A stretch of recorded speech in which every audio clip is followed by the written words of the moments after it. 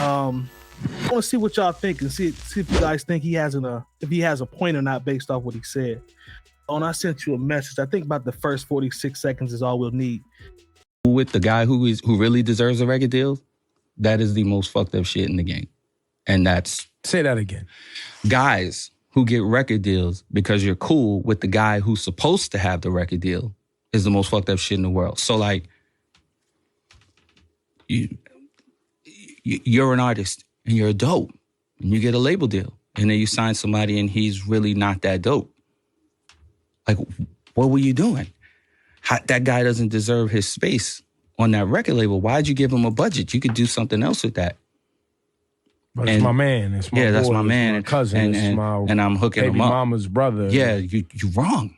You wrong. Like, that's a waste of budget right there. Mm-hmm. Don't do that. So what do y'all think about what he said? Like, the homies on? Because we can think of a lot of examples where a star has put on the homie and it's worked. And there's been some times also where, you know, some people put more on... More times than not.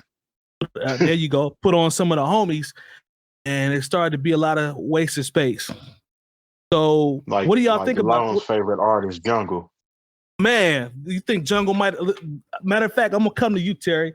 What do you think about that, man? Are there any examples? You seem like you have an abundance of examples, man. What do you think about what 𝐀𝐁𝐎 said? I mean, I wouldn't say an abundance of examples, but there are a lot out there. I can. Is he hating? Let me add that too. Before you know how that go. Yeah, I mean, I don't know if he's hating. I mean, maybe he's just going by experiences that he's seen. But there are a lot of artists that have put their homies on who they probably should have just kept in their camp helping them succeed. You got a lot of people like, remember Mason in Harlem World with Blinky Blink and whoever the rest of the cats was in that group. They probably shouldn't have got a record label. Junior Mafia had some cuts, some choice cuts, but a lot of them probably shouldn't have got a record label. I was waiting on somebody. There's one name I'm waiting on. Who? Memphis Bleak. There it is. That's the name I was waiting on. There's shit. We can go as far as St. Lunatics. The only cat on St. Lunatics that could really rap was Murphy Lee. Murphy Lee could rap. He dropped a dud. Then you got people wait a minute. Lee's first joint had hits and it sold. You know, Jay Moore from St. Louis. Don't mess with the crib. I was outside. Ain't nobody talking about Murphy Lee. Ain't nobody talking about Murphy Lee album to this day. So it's a dud. Yeah. The only act that I think that probably could have prospered that I was a big fan of was y'all remember Street Life with Method Man? Yeah, Street Life. I think Street Life could have been something and it just never manifested. I don't know what happened with that situation, but he was nice. I like Street Life. Yeah, he was nice.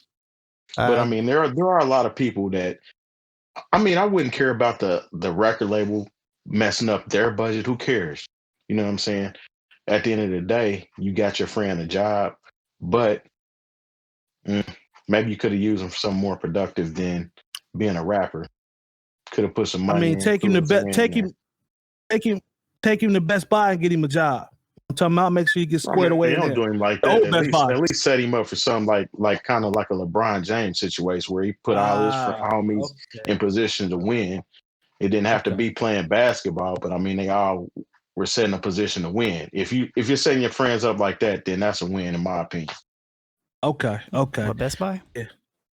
Because none of them tried to hoop, so that's touche. That's a fair point. Jay Moore, man, run through the list, man. What about Wu-Tang? Are they responsible for some of this? That's where I was gonna go. Damn. My fault. Well, I mean, the thing is, I ain't want to steal your shine, Lone. It's all good. It's all good. It's all good.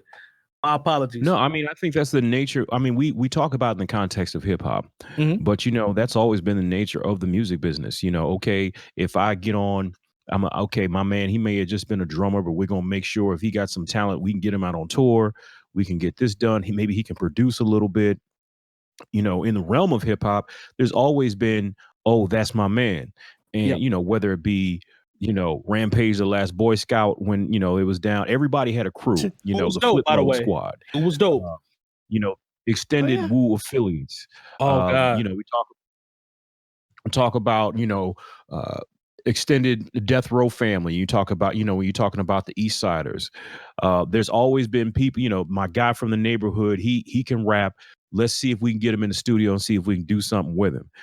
But mind you, a lot of this happened, in the early 2000s, turn of the century time, when record companies had so much money that they was just throwing publishing deals at people who weren't even rappers. Was crazy. I remember was crazy. Angie Martinez, she had done that verse on Ladies Night, and she was offered a $500,000 publishing deal just from that one verse, and she put out a whole album. Cool little song to follow up after that too. Yeah. She did. But low key, she did. Yeah. But the thing is, that was a different time. Like now, honestly, like if say, the baby has, his cousin or something who's like, hey man, I'd like to rap.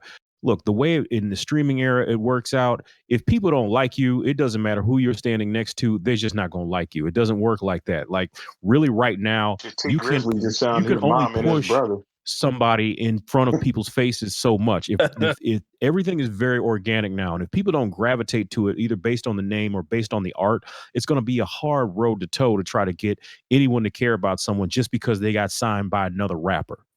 Yeah. I feel like Lone about to tee off on I feel like Lone, and that's a good point, by the way, Jay Moore. Especially with the Angie Martinez. Lone, tell me about what you think about this in the Wu-Tang. Do they have any? Are there any B list, C list Wu-Tang affiliates? Can you think of any? Is that a question? I'm just asking. I'm just throwing it out like a statement. That's a great statement. Yeah, I'm just throwing it out. Right. There. Yeah, just throwing it out there. Oh, there's definitely the entire Wu affiliate squad could have just not happened. All of them. I mean, see, he got me out here hating. Mike is good at this. You ain't hating. You ain't hating. What I'll say, no, it's definitely hating. Absolutely hating. It's not hating. He's putting the battery in your back. From the very beginning, and we've had this conversation for a long time. Like Wu-Tang was dope.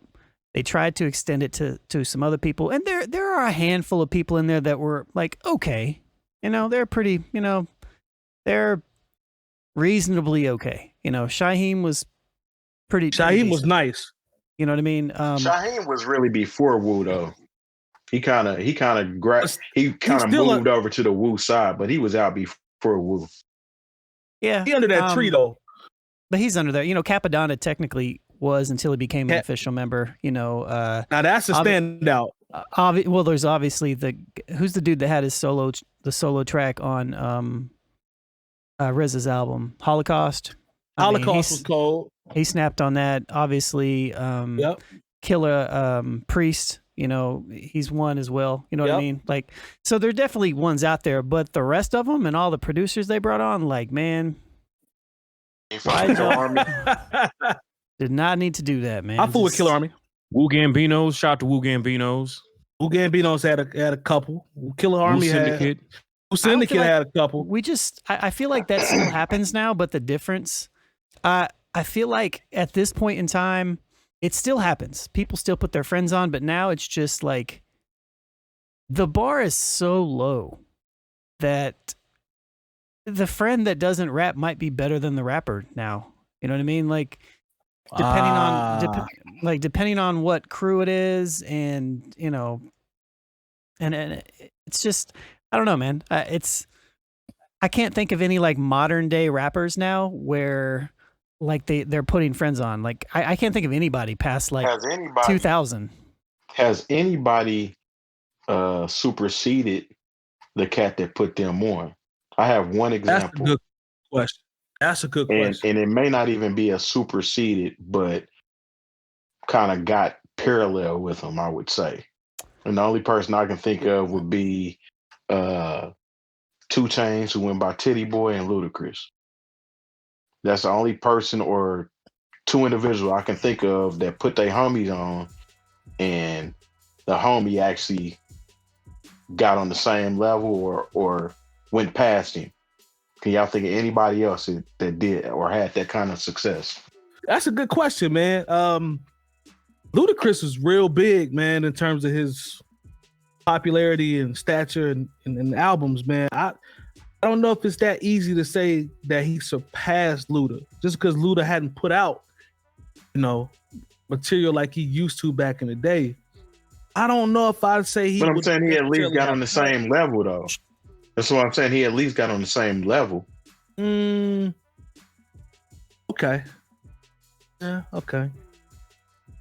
I don't. You think 2 Chainz has been big as Ludacris at his apex? No, not even close. I don't think so. That's just my personal opinion. I don't think so. No, I mean, and don't get me wrong, 2 Chainz has had a great run, but like when you understand, like I said, I hate to use the term you wasn't outside, but like Ludacris at one point, even with Jay there, was the biggest thing on Def Jam. I can dig it. I can dig that.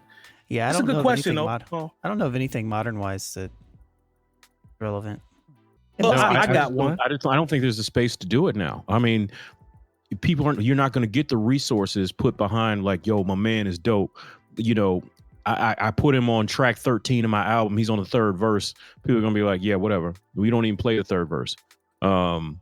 People really got to make a name for them. You can't see somebody dope, even if you take it outside of the Cole Crew level and say, okay, I'm going to make them a star. That used to be something that record labels, they prided themselves on. It'd be like, okay, I believe in this person I saw singing at a coffee house or rhyming on the corner. We're going to make them a star because I believe in their talent. Nobody in these spaces believes in talent anymore. You already have to be have some sort of buzz, have something going on with, on your local market, or have done some goofy shit that made people want to pay attention to you. Yep. Like there is no A&Ring. There is no trying to take somebody through charm school like they did back in the day through Motown. Like you damn near have to be a finished product when you get in front of people now, because they do not have the time or the resources to be like, okay, we're going to style you. We're going to shoot this video. We're going to give you $500,000 to do this, that, and the third. You already got to be somebody, and they're not going to give a budget to your man because you believe in him. If they don't believe in him, then he's just not going to get believed in. Let me ask y'all this. I thought about this one. If I'm not mistaken, TDE was getting started. J-Rock was first. Yep. J-Rock was a part of TDE before Kendrick.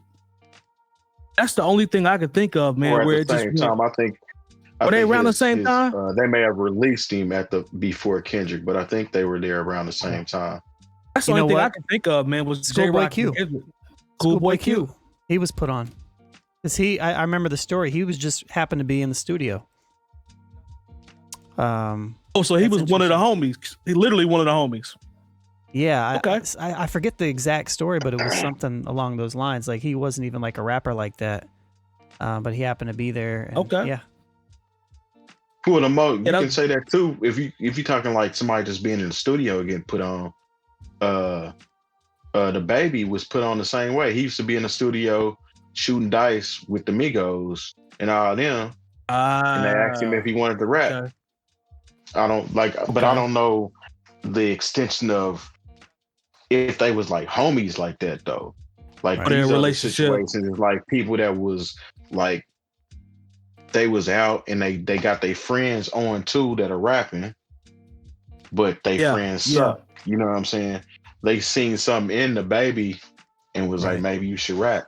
And so I think that may be a little different. I don't know. If you've enjoyed this segment of the New Old Heads podcast, make sure to join our live show every Tuesday from 9 to 11 p.m. Eastern on twitch.tv/newoldheads. And we invite you to join our hip hop community on Discord. Access it by going to newoldheads.com/community for talks on hip hop, sports, music, news, and everything else.